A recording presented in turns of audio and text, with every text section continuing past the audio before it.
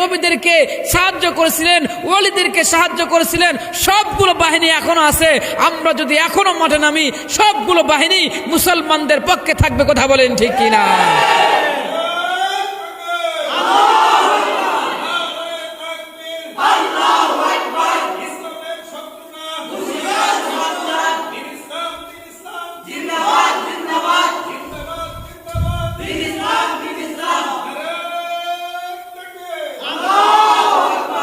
এই জন্য আমরা মুসলমানরা কাউকে ভয় পাই না। আমাদের ভয় শুধু একমাত্র আল্লাহ তাআলাকে। কথা বলেন ঠিক কিনা?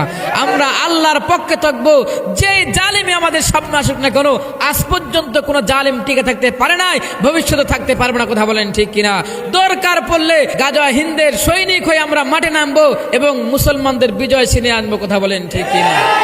আজকে আমাদের বাংলাদেশের মধ্যে ইসকন নামের এক সংগঠন, যারা মুসলমানদের উপর আঙ্গুল তুলে কথা বলে, কত বড় সাহস তাদের! দেখছে, মুসলমানদেরকে তারা ধ্বংস করতে চায়, মুসলমানদেরকে আঙ্গুল তুলে কথা বলে। আজকে ইন্ডিয়ার দালালেরা বাংলাদেশে বিশৃঙ্খলা সৃষ্টি করতেছে।